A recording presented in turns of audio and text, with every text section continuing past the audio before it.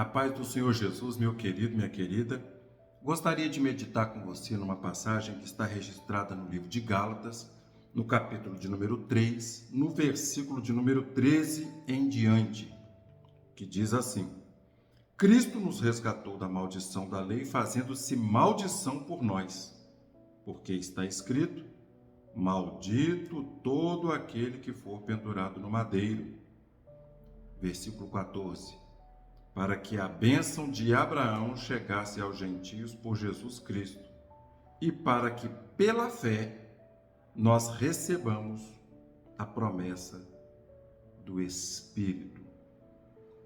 Você percebe, mais uma vez, que quando você quer viver de acordo com o cumprimento da lei, você está desprezando o sacrifício de Jesus? Você está desprezando o resgate de Jesus? Presta atenção, eu vou ler de novo. Cristo nos resgatou da maldição da lei, fazendo-se, outras traduções podem até dizer assim, fazendo-se Ele mesmo maldição por nós, ou se fazendo maldito em nosso lugar. Você percebe que quando você quer viver pelo cumprimento da lei, além da sua hipocrisia, e quando eu falo sua, eu digo nossa, além da nossa hipocrisia, de resistir, o resgate de Jesus, nós estamos desprezando o resgate. É como se nós estivéssemos aprisionados e alguém chega lá, abre a grade e diz assim: olha, você está liberto. E a pessoa diz assim: não, eu estou aqui porque eu quero. Você não tem como me resgatar. Eu já era livre, se eu quisesse sair, era só eu abrir a grade e sair. Eu não abri porque eu não quis. Você já viu situação desse tipo? Eu já vi muitas situações desse tipo.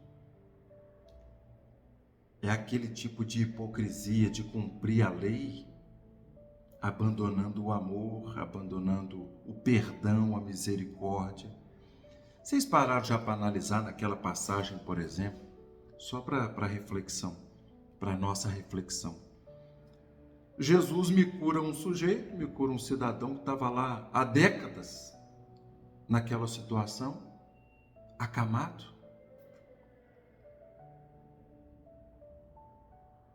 E o cidadão sai carregando a sua cama, cumprindo a ordem do seu curador, do seu libertador. E aí os hipócritas, os religiosos, dizem: mas esse sujeito está andando, carregando a cama dele, eles não atentaram por milagre, não. Você já viu como é que são as coisas? Você vai pintar a casa para o cidadão, você compra a tinta, você faz tudo, Você compra a tinta, você vai lá no seu horário vago, pinta a casa para o cidadão. E aí o sujeito consegue lá no cantinho da parede do fundo, lá embaixo no banheiro, atrás do vaso, cai uma moedinha dele atrás do vaso, ele vai pegar e fala: o Luciano me deu a tinta, pintou a casa toda, Me deu a tinta, pintou a casa toda para mim de graça nas horas vagas dele. Aí cai uma moedinha dele do bolso na hora que ele vai usar o vaso sanitário. Ele vai abaixa para poder pegar a moedinha. Ele vê um gato lá debaixo, atrás da privada. Para quem não sabe, gato, a expressão gato que a gente usa, em se tratando de pintura, significa um pedaço que você deixou sem pintar. Aí ele vê um gatinho lá debaixo do banheiro, atrás da privada. O cara vem aqui, gasta dinheiro com tinta para fazer um serviço porco aí, deixando o gato. A pessoa consegue enxergar o piquititinho ali, mas não vê a grandiosidade da bênção, o tamanho da bênção. Como é que as pessoas conseguiram ver que o sujeito estava carregando a cama no sábado e não conseguiram atentar? Gente, esse sujeito que está carregando a cama é aquele paralítico ali, não é ele mesmo? Ô fulano, você não é aquele cara que não andava? É. E como é que você está andando agora carregando cama, cara? Não, eles não conseguiram enxergar o milagre. E assim somos nós muitas vezes. O Senhor já deu o gás, o Senhor já deu o arroz, deu o feijão, deu o óleo. Ele deu a casa, Ele deu o teto. Ele deu a água, que é só você abrir a torneira, a água sai ali. E a pessoa só consegue enxergar que o arroz não está pronto. A pessoa só consegue enxergar que o feijão não está cozido. A pessoa só consegue enxergar que a carne não teve o seu tempo de cozimento necessário, ainda está dura. Olhe para o tamanho da bênção, volta lá e cozinha mais um pouco. Ah, o arroz está cru. Você tem tudo, você tem o gás, você tem a água. Vai lá e cozinha, faz o arroz. Enxergue, procure enxergar a bênção que Deus já te entregou. Saia do seu estado de amaldiçoado. Como é que eu faço isso, Luciano? Reconhecendo o gesto de Cristo na cruz. Eu sempre uso esse exemplo de que aquela cruz era para mim e para você. Ele foi lá, morreu em nosso lugar e ele só pede uma coisa em troca. Já que ele vai morrer no seu lugar, já que ele morreu no nosso lugar, ele só nos pede uma coisa: que nós venhamos a viver no lugar dele. Olha que troca justa. Ele trocou a vida dele pela morte, que era para mim e para você. Trocou a vida pela morte. É como se eu dissesse assim: alguém está sendo crucificado porque ele comeu no restaurante e não tinha o dinheiro para pagar. E o pagamento de quem comesse e não tivesse o dinheiro para pagar seria a morte. E a pessoa caminhando para a morte, eu dissesse assim: opa, vamos fazer o seguinte, deixa que eu morro no seu lugar. Você comeu, não tem condições nenhuma de pagar? Não. Você estava com fome, estava fraco, precisando de comer? Estava. Então faz o seguinte, eu vou morrer no seu lugar. Mas eu preciso que você viva no meu lugar.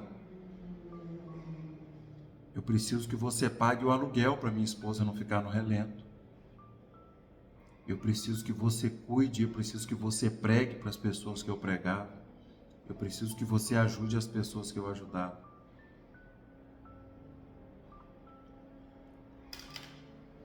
Deixa que eu vou morrer no seu lugar. Mas eu preciso que você viva no meu lugar. A vida que eu tenho de pregar o Evangelho, de sustentar minha casa, de ser o provedor, de socorrer, de orientar, de guiar, de proteger. Eu preciso que você, a partir de agora, tenha essa vida. Porque a morte que pertence a você, eu vou tomar posse dela. Você consegue compreender agora com um pouco mais de facilidade o que é exatamente que Cristo fez por mim e por você? Morreu no meu e no seu lugar para nós vivermos a vida dele. Ah, Luciano, eu não acredito. Não, tudo bem, você não precisa acreditar. Só tem um detalhe.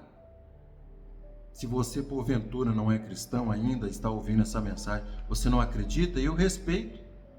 E tenho certeza que os cristãos, aquelas pessoas que são os cristãos genuínos, aqueles que são verdadeiramente cristãos, seguidores de Cristo, vão te compreender também. Só que tem um detalhe. O que Deus tem para fazer não depende da sua crença. Você entende isso? Quer você queira, quer você acredite ou não, o que Deus determinou vai acontecer. Eu sempre digo isso com muita frequência também. Aquele cidadão que não acredita em Deus, ele acha que Deus não existe, mas está lá no meio do pasto, nesse momento, no meio do campo, arando, cuidando da terra, plantando aquela sementinha de nada e regando, ele colhe o alface que ele plantou, a couve, o almeirão, ele colhe, tudo que ele plantar lá, ele colhe. Porque a salvação da alma independe do que você planta na terra.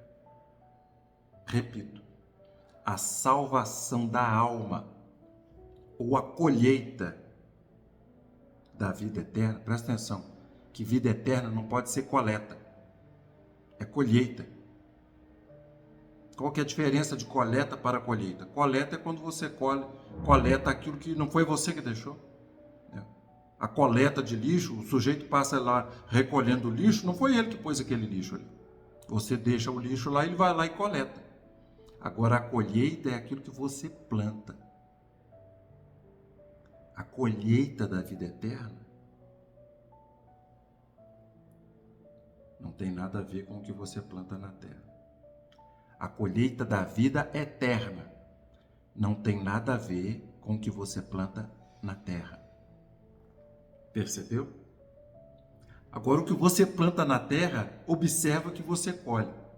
Usei o exemplo do cidadão que plantou alface lá no campo, ele não acredita em Deus, mas no tempo determinado ele colhe o fruto, ele consegue recolher o fruto da terra. Isso não tem nada a ver com a salvação da alma. Vou dar mais um exemplo. A pessoa que planta na carne, agora vou falar na carne fisicamente, sem falar de plantio, que de certa forma é um plantio, a pessoa ela não acredita em Deus, mas a Bíblia diz, por exemplo, só para você entender, que a colheita é certa. A colheita é certa. A Bíblia diz assim em Provérbios 17, 13, que aquele que paga o bem com o mal nunca se afastará da sua casa. Eu vi há pouco tempo um cidadão que estava lutando pelos direitos de um determinado trabalhador, de uma classe trabalhadora, e alguém se fez automaticamente representante dessa classe trabalhadora e disse assim: quem é que está lutando para poder nos dar o aumento do salário, para aumentar o nosso teto salarial? Ah, foi o fulano de tal. Então nós vamos votar em quem? Nós vamos votar no ciclano. Porque uma coisa não tem nada a ver com a outra. É um plantio. Alguém, independente se a pessoa presta ou se não presta, eu não estou aqui defendendo causa política, eu estou falando de plantio. Não interessa se o cidadão é bom, se o cidadão é ruim, isso aí é uma questão dele com Deus, ele vai arcar, ele vai dar conta da vida dele para Deus. Deus não me constituiu juiz, assim como não constituiu você. Um só é legislador e juiz, e nós sabemos quem. Olha que coisa extraordinária. A pessoa pagou o bem que o outro estava fazendo para a classe dela com o mal. Ela pagou o bem com o mal. E agora eles estão tendo que fazer aquilo que eles não precisavam fazer no período dessa pessoa que lhe fez o bem. Agora eles precisam fazer campanha. Agora eles precisam fazer paralisação. Mas por quê? Porque eles pagaram o bem com o mal. E assim diz o Senhor, não é o Luciano que diz. Provérbios 17, 13. Aquele que torna ou aquele que paga o bem com o mal nunca se afastará da sua casa. Reconheçam, arrependam-se e convertam-se. Não estou falando conversão aqui, no caso, nesse assunto específico, não é preciso conversão espiritual, conversão de caminho. Estava caminhando para a esquerda, agora caminha para a direita. Como Jesus é lindo. Meu querido, minha querida, presta atenção. Se você ainda acha que vai ser salvo porque você guarda o sábado, porque você dá dízimo, você não entendeu nada do que é que Jesus veio fazer aqui. Se vocês compreendessem o que quer dizer misericórdia quero e não sacrifício, disse Jesus, vocês não teriam condenado inocentes. Eu espero sinceramente, do fundo da minha alma, que essa palavra possa entrar no seu coração. E independente do seu campo, da sua crença, do seu credo religioso, eu quero que você saiba que você é alvo das minhas orações. Que Deus abençoe poderosamente você, em nome de Jesus.